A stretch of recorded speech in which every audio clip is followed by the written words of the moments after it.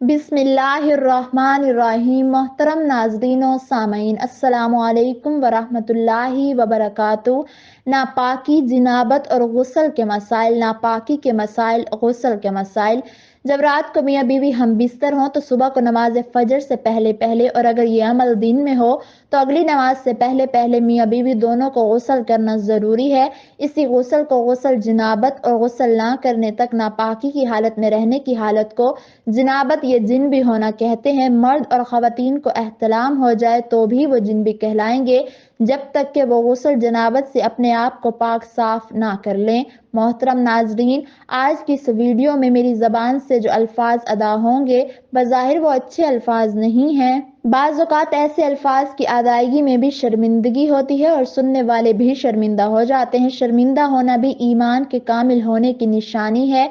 असल में मसला तो हया के खिलाफ है। अल्फाज इतने अच्छे नहीं हैं, लेकिन बताना ज़रूरी समझती हूँ क्योंकि मसला गुस्ल का है, पाकी और नापाकी का मसला है। क्योंकि सबसे अहम इबादत नमाज है जो बगैर गुस्ल के नहीं होती। अगर हमें मसले का इल्म नहीं होगा तो हम नापाक रहेंगे, जिनाबत की हालत में रहेंगे। ना हमारी कोई नमाज कबूल होगी, ना तिलावत और ना जिक्र अज़कार, और नहीं मालूम वो नापाकी कितने दिन और हफ्ते तक चले। खुद सोचें, इस नापाकी का हम पर, हमारे घर पर, हमारे बच्चों और हमारे कारोबार पर कितना बुरा असर पड़ेगा।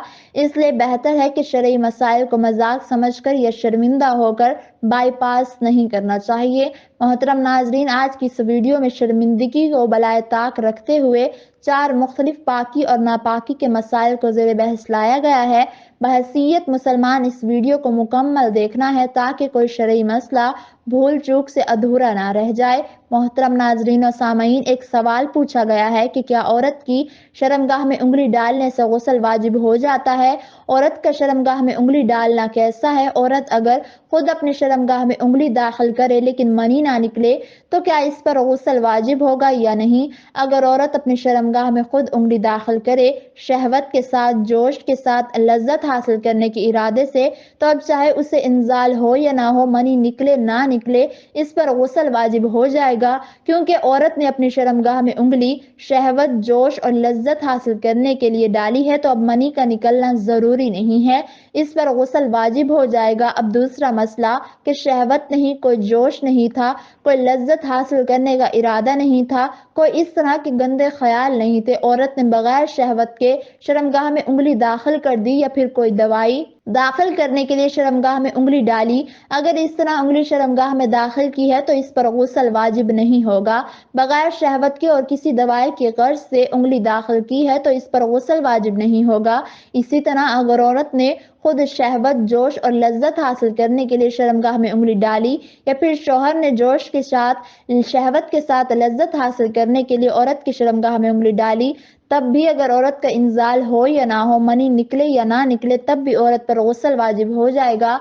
दोनों सूरतों में चाहे औरत खुद उंगली दाखिल करे या शौहर बीवी की शर्मगाह में उंगली दाखिल करे, जोश, शहवत और लज्जत के साथ दाखिल करे, तो औरत पर गुस्ल वाजिब हो जाएगा। बगैर किसी लज्जत, बगैर किसी शहवत और जोश की उंगली दाखिल की और अगर मनी निकल आई, इंजाल हो गया, अब तो इस पर हर सूरत में गुस्ल वाजिब हो गया। अगर शहवत के साथ उंगली दाखिल की है और इंजाल हो या ना हो, फिर भी औरत पर गुस्ल वाजिब हो जाएगा। मोहतरम नाजरीन और सामीन, एक सवाल पूछा गया है कि क्या शौहर की शर्मगाह को सिर्फ छूने से औरत पर गुस्ल फर्ज होगा या नहीं?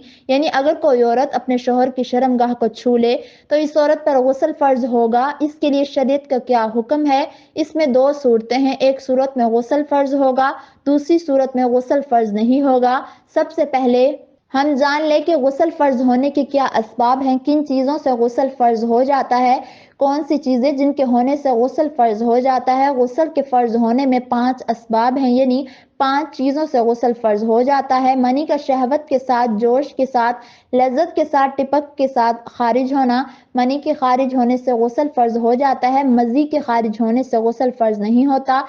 मज़ी कहते हैं जो जोश के वक्त, शहवत के वक्त, लज्जत के वक्त बगैर टिपक के लेसदार पानी नमूदार होता है, इसे मज़ी कहते हैं। इसके खारिज होने से गुस्ल फर्ज नहीं होता। मनी के کے خارج ہونے سے غسل فرض ہوتا ہے، احتلام ہونے سے غسل فرض ہو جاتا ہے، مرد کی شرمگاہ کا عورت کی اگلی یا پچھلی شرمگاہ سے مل جانا یا مرد کی شرمگاہ سے مل جانا، ان دونوں صورتوں میں ان دونوں پر غسل فرض ہو جائے گا، چاہے یہ شہوت کے ساتھ ہو یا بغیر شہوت کے ہو، انزال ہو یا نہ ہو، دونوں صورتوں میں دونوں پر غسل فرض ہو جائے گا۔ حیض سے فارغ ہونا یعنی جیسے ہی ماہواری ختم ہوگی تو عورت پر غسل کرنا فرض ہوگا۔ بہت ساری خواتین کو یہ غلط فہمی ہوتی ہے کہ عموماً حیض کے دنوں کو 7 دن سمجھتی ہیں کہ 7 دن بعد پاک ہوں گی، اس سے پہلے پاک نہیں ہوں گی، حالانکہ حیض کو جو شرعی مدت ہے وہ 10 دن ہے، کم سے کم 3 دن اور زیادہ سے زیادہ 10 دن۔ ہر خواتین کی ماہواری کے دن یعنی ٹائم مختلف ہوتا ہے، کسی کا 5 دن، کسی کا 7 دن، اس لیے وہ اپنا ٹائم پیریڈ مکمل کر کے اس پر غسل فرض ہو جائے گا۔ نفاس سے فارغ ہونا یعنی بچہ ہونے کے بعد جو خون جاری ہوتا ہے، جب بھی عورت کا وہ خون بند ہوگا تو عورت پر غسل فرض ہو جائے گا۔ اب اصل سوال کی طرف آتے ہیں کہ عورت کا مرد کی شرمگاہ کو چھو لینے سے غسل فرض ہوگا یا نہیں؟ عورت کا مرد کی شرمگاہ کو چھو لینے سے غسل فرض نہیں ہوگا، ہاں اگر اس نے شہوت کی نظر سے چھوا اور انزال ہو گیا تو انزال ہونے سے غسل فرض ہو گیا، چھو لینے سے غسل فرض نہیں ہوگا۔ محترم ناظرین و سامعین، ایک سوال پوچھا گیا ہے کہ کیا شوہر بیوی کو ہاتھ یا انگلی سے فارغ کر سکتا ہے؟ انگلی سے مباشرت کرنا جائز ہے یا نہیں؟ اس کے بارے میں کیا حکم ہے؟ انگلی سے لذت حاصل کرنا یعنی کوئی عورت اپنے ہاتھ کی انگلی سے اپنی شہوت کو پورا کرے، لذت حاصل کرے، یہ مشت زنی ہے۔ اسی طرح اگر کوئی مرد اپنے ہاتھ سے شہوت کو پورا کرے تو یہ بھی مشت زنی ہے۔ مشت زنی اسلام میں جائز نہیں ہے، گناہ ہے، بلکہ حدیث میں ہے کہ رسول اللہ صلی اللہ علیہ وسلم نے ارشاد فرمایا، جو لوگ اپنے ہاتھ سے اپنی شہوت کو پورا کرتے ہیں قیامت کے دن ان کے ہاتھ حاملہ ہوں گے، یعنی جس سے وہ پہچانے جائیں گے کہ یہ وہ لوگ ہیں جو دنیا میں رہ کر اپنے ہاتھ سے اپنی شہوت کو پورا کرتے تھے، اپنے ہاتھ سے لذت حاصل کرتے تھے۔ مشت زنی اسلام میں جائز نہیں ہے۔ اب چاہے شوہر بیوی کی مشت زنی کرے یا بیوی شوہر کی مشت زنی کرے تو یہ بھی جائز نہیں ہے۔